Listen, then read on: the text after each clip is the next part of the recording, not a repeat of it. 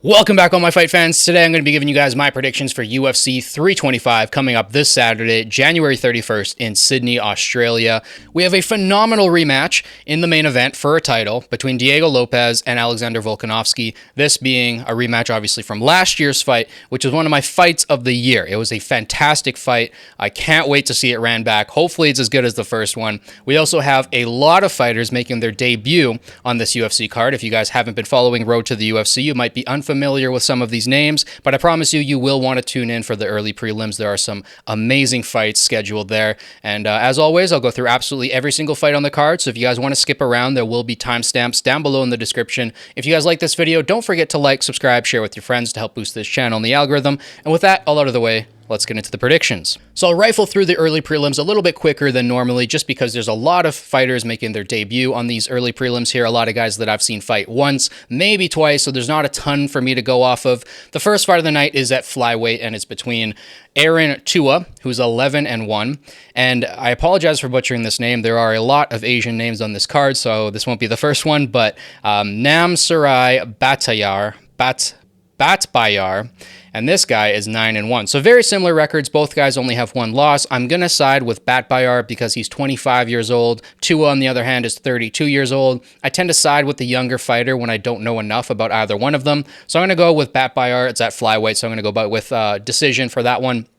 Moving on, we have a bantamweight bout. This one between, this guy only has one name. It's a long one. Sulan Grangbo versus Lawrence Liu. That one's a little bit easier to say. Sulan Grangbo, that's a tough one to say, is 10-3. He's 20 years old, a very, very young prospect, especially at this weight division. So I'm really excited to see how this guy fights. I've never seen him fight before. He's taking on Lawrence Liu, who I've seen fight, I think, once before. He has a record of 7-1. He's 29 years old, still fairly young, but a 9-year age gap between him and his opponent. So I'm going to go with the younger guy in this one, although I don't think that he's quite old enough or maybe has the experience to beat a guy who's a little bit fresher in his prime, but we'll see how this one plays out again. Moving on, we have a featherweight bout, kind of going up the weight classes here. We started with a flyweight, bantamweight, now a featherweight bout. This one between Kiyoshiri Nakamura and Sebastian Salzley. I'm not too sure how to say that one either, but Nakamura has a record of 7-1. He's 27 years old, whereas Salzley is 31 years old with a record of 10-1. So very similar records yet again, only one loss for each opponent. I'm going to go with the Japanese fighter. Again, siding with the younger fighter in this one, but I also like the Japanese fighters. Every single one that's in the UFC is very entertaining, whether it's Rei Tetsuya or Kai Asakura is another one. Tetsuro Taira is another one. All the Japanese fighters seem to be very exciting, very explosive, and hopefully this is another one. So moving on from that, we have lightweight. Continue with our pattern here of moving up the weight classes. We have a lightweight bout, this one between Kim Sang-wook and Dom Mar Fan. Kim Sang-wook is 32 years old. He has a record of 13-3, and Dom Mar Fan is 25 years old. He has a record of 8-2. So I'm going to go with the younger fighter in this one, again, Dom Mar Fan, and we're going to see how this one plays out. All four of these fights are guys who are either making their debut for the first time, coming off of Road to the UFC, or they've been in the UFC before and they've worked their way back to the organization. So this should be a very fun first four fights. We move up 4 different weight classes and hopefully get to see some fun prospects fight for their first time or coming back to the UFC. So then we have our early prelim headliner. These guys a little bit more familiar with. This one at featherweight being between Khan Olfi and Yi Za. That's an interesting name. So Khan Olfi has a record of 13-4-1. He actually goes by Genghis. That's his nickname. So Genghis Khan is this guy's nickname. Probably going to be choosing him in this fight. And then Yi Zaha has a record of 26-5. This guy's been in 31 professional fights. That's very impressive. He's only 29 years of age, and Khan Olfi is 32 years old, so he's a little bit older. I know I'm kind of breaking from my pattern here, but when the guy has his nickname be Genghis Khan, he's got to have a lot of confidence in himself, right? So I'm going to go with that guy to win this one. Hopefully it's a fun fight. I'm just praying for an awesome 5 fights to kick off this card. I know on paper this is pretty weak for a lot of fight fans, especially if you're not, watching Road to the UFC, Ultimate Fighter, if you're not watching Dana White's Contender Series, or if you're not familiar with old prelim fighters from 5 years ago. A lot of these names are going to be rather new to you, and you might think that this is a rather weak early prelim card, but I promise you these matchups are very well made, and a lot of these fights are going to be very exciting. So don't miss the early prelims. That kind of wraps them up. We're going to move on now to the regular prelims. Kicking off the regular prelim card, we have a welterweight bout, this one being between Jonathan Mykalef, I hope I'm saying that right, and Oban Elliott. Oban being from Wales. I think he's the only Welsh fighter in the UFC, I believe. Jonathan Mykalef has a record of 8-1, 2 wins by knockout, 3 by submission, and 2 coming in the first round. Oban Elliott has a record of 12-3, with 3 wins by knockout, 3 by submission, and 4 coming in the first round. I think this is a great matchup. This is Mykalef's second fight in the UFC, and if you watched his first fight against, I believe it was Jusset, it was quite an entertaining fight. So if this fight lives up to that one, I hope it does. I think it's going to, because Oban Elliott brings it every time he's in there. This is going to be a really, really fun fight. And I think this Jonathan Mykalef can do big things in the welterweight division. He's also rather young. He's only 26 years old, so there's lots of future ahead of this guy. And if he can get a big win here, possibly he could get a fight just on the outskirts of the top 15 and maybe work his way into it in 2026. We'll see. The division is incredibly stacked, and this is only his second fight in the UFC, but he's taking on a very challenging opponent here in Oban Elliott, and if he can get through him, it's going to be a big win for him. I hope he does. I think it's better for the division. This guy's very entertaining. He brings it. He loves to fight, so I think I'm going to go with Jonathan Mykalef by decision in this one. I think Oban Elliott's too tough of an opponent to get out there quickly, but we'll see how it plays out. I have Mykalef winning by decision. Next up, we have a middleweight bout, this one between Jacob Malkoun and Torres Finney. Torres Finney having one of the most interesting builds in the entire UFC, a massive neck, built like a running back, and maybe in a different life, this guy could have been the next Walter Payton.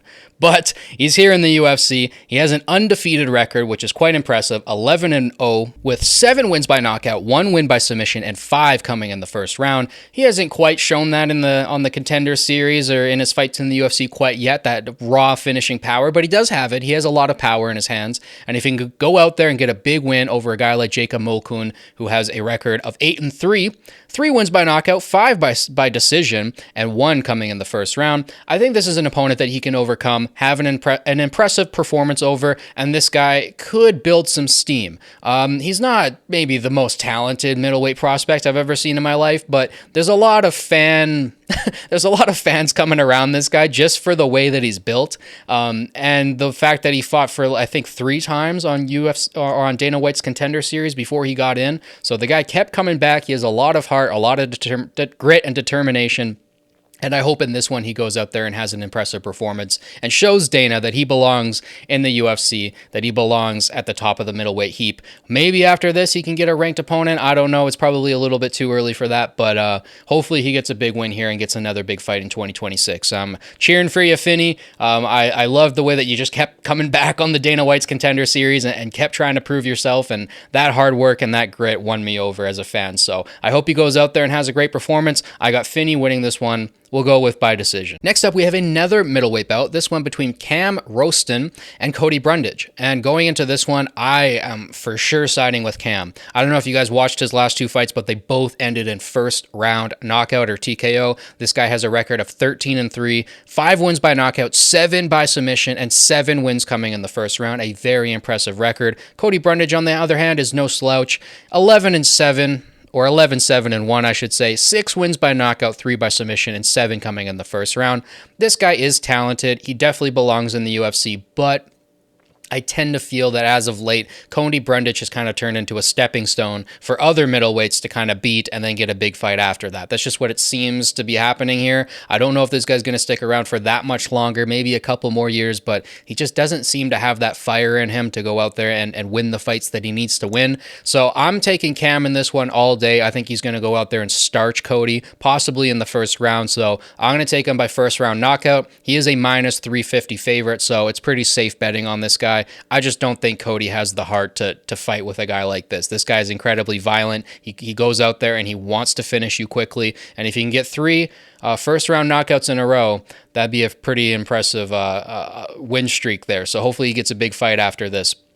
I got Cam Roston by first round KO. And lastly, on the prelims, we have our headliner, which is a light heavyweight bout between Junior Tafa and Billy Elikana. Junior Tafa has a record of 6-4 with 6 wins coming by knockout and 4 coming in the first round.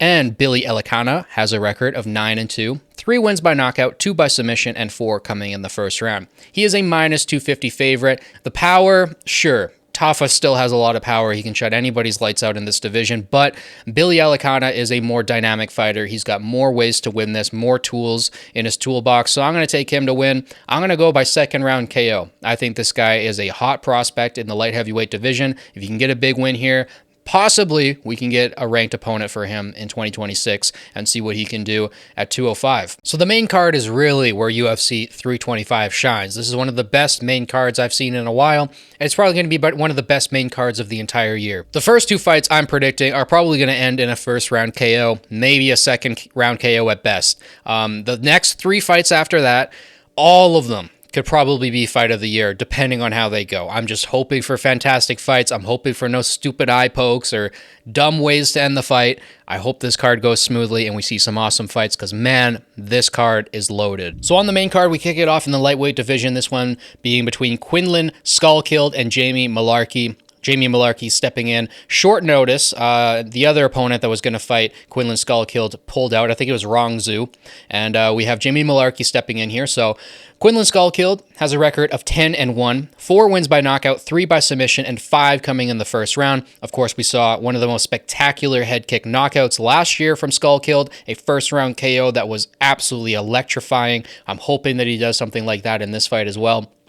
On the other hand, Jamie Malarkey has a record of 18-8, 10 wins by knockout, 3 by submission, and 7 coming in the first round. This guy absolutely loves to fight. He loves to get in there. He loves to get into brawls. He likes to make things dirty. Reminds me a little bit of Joe Lozon in some ways, not it completely in their fighting style, but in that fire that they have, that they love to be in the pocket and get hit a little bit. So this should be a very fun first round. I don't predict this going outside of the first round, but we'll see. I have Quinlan Skullkilled winning this one by first round KO. I hope it's another beautiful head kick like the last one. That was so gorgeous to watch. So we kick off the main card with that lightweight bout. Moving on, we have a heavyweight bout, this one being between 2 ranked opponents. You have the number 12th ranked Tai Tuivasa taking on the number 15th ranked Taliesin Teixeira. Tai Tuivasa has a record of 15-8 with 14 wins coming by knockout and 12 coming in the first round, an absolute knockout machine. If this guy puts his hands on you early, you could be in deep, deep trouble no matter who you are at heavyweight. And Taliesin Teixeira, on the other hand, has a record of 8-1, 7 wins by knockout, 1 by submission, and 8 coming in the first round. So every single fight that he's won.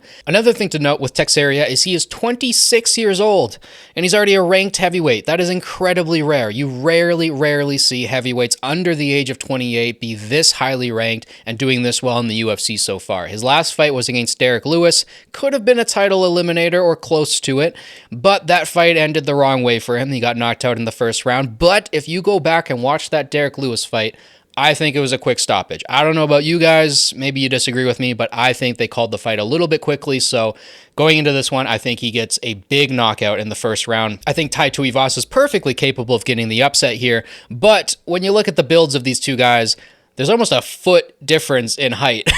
Teixeira is like 6'8" or something like that, and Tai Tuivasa is like 6 foot or somewhere around there. He's one of the shorter heavyweights, so this is going to be a huge difference in height and a huge difference in reach, and I think that's going to play a factor in this one. I think that's why Teixeira is closing in at a minus 350 favorite. If this guy gets a big knockout here in the first round, it could propel him right back into the top 10, maybe even the top 5, and I think he's going to be the dark horse of the heavyweight division over the next couple of years. He possibly could even win a belt by the end of this year. It's probably unlikely. There's just a lot of clogging right now at the top of the heavyweight division, but we'll see what happens. I just hope he goes out there and has a fantastic performance, kind of overcomes that last loss to Derek Lewis, and starts the ball rolling well in 2026. This guy's a very entertaining fighter at heavyweight. He's one of the prospects I'm looking at to probably win a belt one day, so keep your eye on this one. Should be quick. Moving on, we have a lightweight bout. This one also ranked between the number 9th ranked Rafael Fiziev and the number 14th ranked Mauricio Rufy.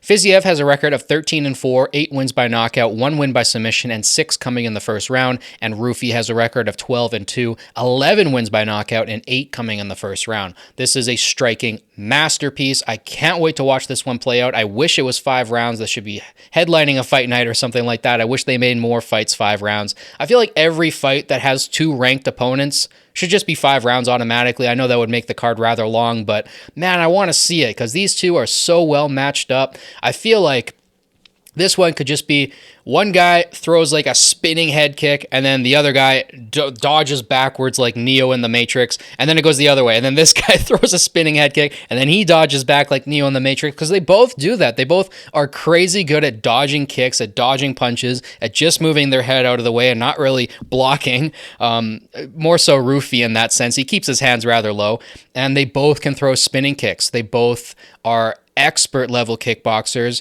Fiziev being very, very well grounded in Muay Thai. He's got excellent leg kicks. That might play a factor in this fight. He's a little bit more solidly built. I feel like he has more power, but at the same time, Rufy is the one with the more KOs. He's the one with the more snap in his punches. At least that's what I see when he fights. It seems like almost every single punch he throws is consequential and is doing damage. So we'll see. It's hard to it's hard to match these two up in my head. I don't know who's going to win this one. It's very 50-50. I'm probably going to flip back and forth all the way up until they walk into the cage, and even then.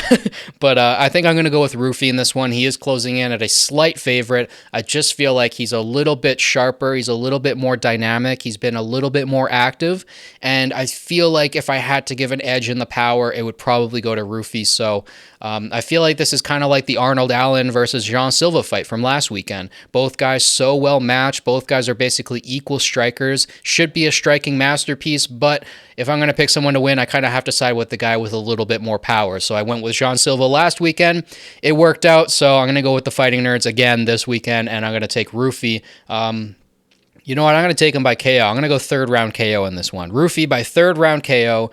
Next up, we have another lightweight bout, and I'm honestly even more excited for this one. The last one is probably going to be a striking masterpiece. I can't wait to see it. It could be fight of the night, but so could this one. And this one, you got 2 guys who are maybe even more crazy. Dan Hooker, who's ranked at number 6, taking on the number 8th ranked Benoit Saint-Denis, a guy who has fought in the special services. He's been at war. He's seen death. And Dan Hooker, who's one of the crazy in the entire sport. This guy loves to put his shit on the line. He can take so much damage and keep going forward. One of my favorite fights of all time was his fight with Dustin Poirier, because it was in the Apex and you could hear every single sound in that fight, and it was a slugfest, back and forth for 5 rounds. What a fight that was. I hope this fight is kind of similar, but on the other end, Benoit Saint-Denis has a lot of power, and we're going to see if he can maybe shut Dan Hooker's lights out. It's tough to do, but I think if there's one guy who can do it, it might be Benoit Saint-Denis. I mean, he went out there in his last fight, took on a guy with a pretty good chin in Beneil Dariush, and knocked him out in like 16 seconds. But Dan Hooker has a record of 24-13, 11 wins by knockout, 7 by submission, and 12 coming in the first round, and Benoit Saint-Denis has a record of 16-3 with 5 wins by knockout, 11 by submission, and 8 coming in the first round. So Benoit Saint-Denis is more of a dynamic fighter. He can get it done in more ways. If this does go to the ground, he could dominate Dan Hooker, find a submission, and get him out of there. But if it stays on the feet, which I think it's likely to, because I feel like Benoit Saint-Denis wants this to stay on the feet. He wants to see who the better striker is here. I think Benoit Saint-Denis is going to get it done as well. I think his body kicks are some of the best in the entire sport. They sound brutal when they land. They're like baseball bats hitting a tree or something. And Benoit Saint-Denis has so much power in his hands, especially when he gets into the clinch. If he can find a clean shot on you, he's likely going to knock you out. He's so violent, and this is the type of guy that is the perfect kryptonite to someone like Dan Hooker. So I want Dan Hooker to stay in there. I want him to make it an interesting fight. I would love to see this go 3 rounds. But I have this weird sneaking feeling that Benoit Saint-Denis is starting to build up some momentum finally. He's starting to slow his game down a little bit, be a little bit more strategic, and I feel like he's going to go in there with a solid game plan, find his shot, and get the first round knockout. So I'm going to take Benoit Saint-Denis by first round KO. He is a minus 350 favorite. I feel like that's a pretty safe bet. So yeah, we're locking it in. Benoit Saint-Denis, first round KO. I'm going to take Rufy by 3rd round KO. Let's move on now to the main event. And in our main event, we have a rematch of what was one of my favorite fights of last year, one of my top fights. It was so close, so back and forth the entire time, and we get to see it ran back again. And I would love to see this ran back a third time if this turns out to be another close fight.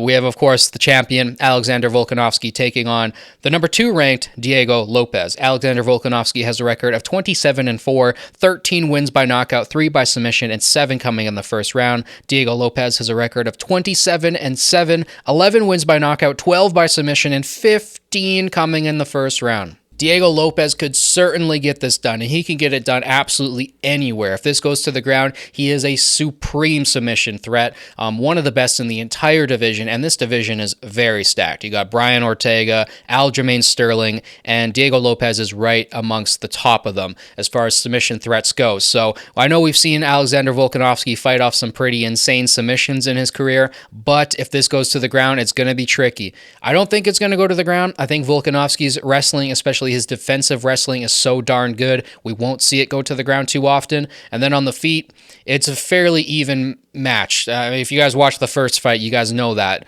Volkanovski is so smart. He's got a fantastic jab. He's very keen at picking fighters apart, finding their holes, finding their weaknesses, and getting better as the fight progresses. He's got one of the highest fight IQs in featherweight, actually in UFC history, I would say.